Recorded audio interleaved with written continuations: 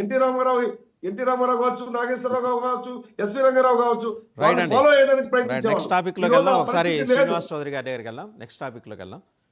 శ్రీనివాస్ చౌదరి గారి దగ్గర ఏంటి వెంకటేశ్వర రెడ్డి గారు ఏమన్నా మీరు would you like to add something?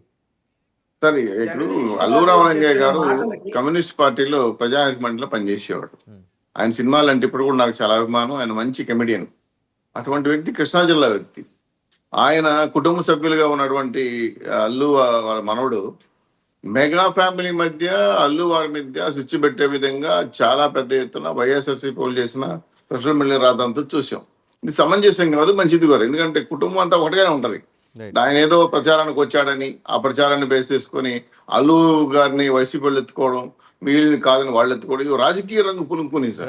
సినిమాని రాజకీయ రంగు పులుచుకోవడం కష్టంగా తప్పు సార్. అది దాని సినిమా చూడండి, రాజకీయంగా చూడండి. కానీ దీన్ని అభిమానుల మధ్య వివాదాస్పదంగా చేయడం, హీరోలు బాగానే ఉంటారు సార్, హీరోలు పరామర్శించుకుంటారు, మాడుకుంటారు. కానీ అభిమానులు కొట్టుకొని రావడం అనేది ఇది మంచి పద్ధతి కాదు. ఈ సంప్రదాయాన్ని తరలేపడం వైఎస్ఆర్సీపీ వాళ్ళు కరెక్ట్ కాదు సార్ నా ఉద్దేశం. వెంకటేశ్వర రెడ్డి గారు మీరేదో యాడ్ చేయాలనుకుంటున్నారు.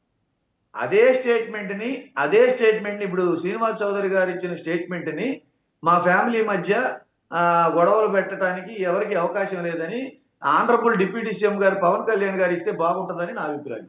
రైట్, నెక్స్ట్ టాపిక్లోకి వస్తే శ్రీనివాస్ చౌదరి గారు అల్ జజీరా ఒక డీటెయిల్ స్టడీ క్యారీ అవుట్ చేసిందండి. అల్ జజీరా తెలుసు కదా, ఇంటర్నేషనల్ మీడియా. వాళ్ళు కనుక్కున్నది ఏంటంటే వాలంటీర్ల వ్యవస్థ వల్ల రాష్ట్రం భ్రష్టు పట్టిపోయిందని చెప్పేసి వాళ్ళు ఒక ఆవిష్కరణ చేశారు. దాని మీద ఒక డీటెయిల్ రిపోర్టు ఆల్రెడీ వాళ్ళు పోస్ట్ చేశారు వాళ్ళ ఆన్లైన్ వెబ్సైట్లో కూడా మీరు చూడొచ్చు. సో అక్కడ దాకా మన ఖ్యాతి పాకిపోయే విధంగా మరి అప్పట్లో వ్యవహరించినందువల్లే దే లాస్ట్ ది గవర్నమెంట్ అని చెప్పేసి కూడా కింద. ఇప్పుడు ఏమైనా మార్పు వచ్చే అవకాశం ఉందా? తప్పకుండా సార్. ఎందుకంటే వాలంటీర్లే అన్ని సర్వం వాళ్లే. పింఛన్ ఇవ్వాలన్నా, ఒక సర్టిఫికేట్ ఇవ్వాలన్నా, ఒక రిజిస్ట్రేషన్ చేయాలన్నా, ఒక ఏరియాలో కార్యక్రమం చేయాలన్నా, అంటే ఆ ఏరియాలో ఎమ్మెల్యేలు, మంత్రులు, ఎంపీలు డమ్మీలు అయిపోయారు. పూర్తిగా పరిపాలన, కార్యనిర్వాహక వ్యవస్థ, ప్రజాప్రతినిధుల వ్యవస్థ మొత్తం విధ్వంసం చేశారు. సో వాళ్లే సుపీరియర్ అయిపోయి వాళ్ళే అన్ని రకాలుగా టికెట్ వ్యవహరించేవాళ్ళు. దానివల్ల ప్రజాస్వామ్య వ్యవస్థలో కార్యనిర్వాహక వ్యవస్థ మధ్య పెద్ద అగాధం ఏర్పడింది. దానివల్ల పరిపాలన ఎంత కుట్టుపడింది, వాలంటీర్ల విధంగా పెద్ద ఎత్తున మొనోపలి అయ్యారో చూసామో. దానివల్ల వాళ్ళ ప్రభుత్వం ఎంత నష్టమైపోయిందో, నష్టం ఆడిందో కూడా వాళ్ళు చూసుకున్నారు. సో అల్ జజీరా వాళ్ళు చేసిన సర్వేలో ప్రజాస్వామ్యతంగా వ్యవస్థలో ఉన్నటువంటి సర్పంచ్ కానీ, ఉప సర్పంచ్ కానీ, అక్కడ ఉన్నటువంటి గ్రామ సచివాలయ సిబ్బంది కానీ, రేషనింగ్ వ్యవస్థలు కానీ, అక్కడున్న గ్రామ స్వరాజ్యానికి ఉన్నటువంటి సిబ్బంది కానీ వాళ్ళు ప్రజలతో మమేకవ్వాలి. అంతేగాని సర్పంచుల్ని, ఉప సర్పంచుల్ని, జెడ్పీసీని, ఎంపీటీసీని పక్కన పెడేసి మొత్తం వాలంటీర్ చూస్తారని చెప్పడంతో తనకు ఒక వ్యవస్థ పెట్టేసి టోటల్గా అతను మనోభ చేయటం వల్ల మొత్తం పరిపాలనా వ్యవస్థ కుంటుపడేది కాకుండా ప్రజలకు కావాల్సిన మంచి మంచి ఫలాలు కానీ, ప్రజల నుంచి రావాల్సిన రిపోర్ట్స్ కానీ అందేవాడు కాదు. కాబట్టి ఇది నిజంగానే ప్రజాస్వామ్యానికి గొడ్డలు పెట్టయింది.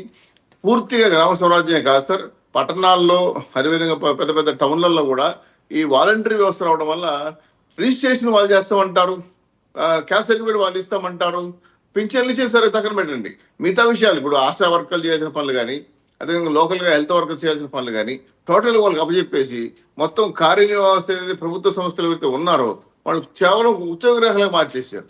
ఇది ఎంత బాధ కలిగించే అంశం ఏంటంటే చివరికి ఇంటి పన్ను వేయాలంటే కూడా వాలంటీర్ చేయాలంట.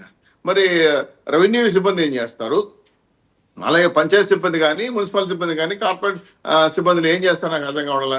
కాబట్టి వీళ్ళందరూ మీరు జీతాలు తీసుకుని ఇంట్లో ఉండండి, మొత్తం వాలంటీర్ చేస్తారని చెప్పి దాదాపు రాష్ట్ర వ్యాప్తంగా 300 వాలంటీర్లు పెట్టేసి ఈ వ్యవస్థను విధ్వంసం చేశాడు. ఇది చాలా ప్రమాదకరం. పరిపాలన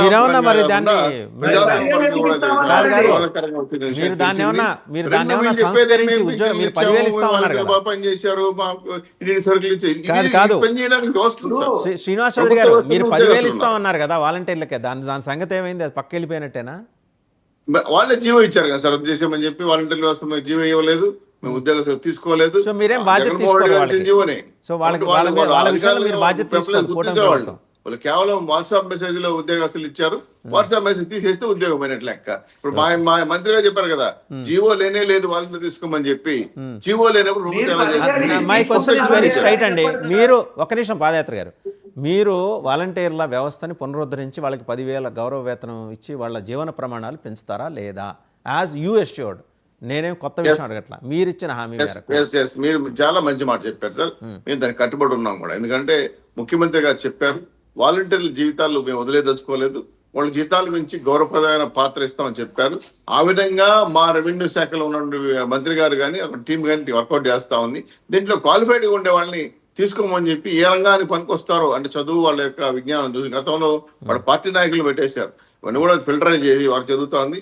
ఈ తిరుపతిలో కూడా మాకు తెలిసిన కూడా ఒక 50 మంది వాలంటీర్లు ఉంటే దాంట్లో ఒక 25 మందిని పక్కన పెట్టి మిగిలిన వాళ్ళకి పిలిచి వర్క్ చెప్తున్నారు. ఆ వర్క్ కూడా నిన్న కూడా స్టార్ట్ చేశారు. ఇట్లా దేశవ్యాప్తంగా కూడా నిదానంగా వాళ్ళు తీసుకోవాలనే ఉద్దేశంతో ఉన్నాం. వాలంటీర్కి వెంకటేశ్వర రెడ్డి గారు ఎలాగో ఆ సబ్జెక్ట్లోకి వద్దాం, కానీ అల్లు అర్జున్ గారి గురించి ఒక ట్వీట్ నిన్న వచ్చింది. ఆయన సంఘటనలు 11వ నెంబర్ తోటి ముడిపడి ఉన్నాయి, వైసీపీ 11 మిగిలినాయి. అలాగే ఆయన సంఘటన జరిగింది 11, సినిమా రిలీజ్ అయింది 11, దుర్ఘటన జరిగింది 11. ఇప్పుడు మీరు ఏ 11, నిందితుల్లో కూడా మీరు 11. ఇకనైనా మీరు జగన్మోహన్ రెడ్డి గారి సావాసాన్ని వదులుకోండి, మీరు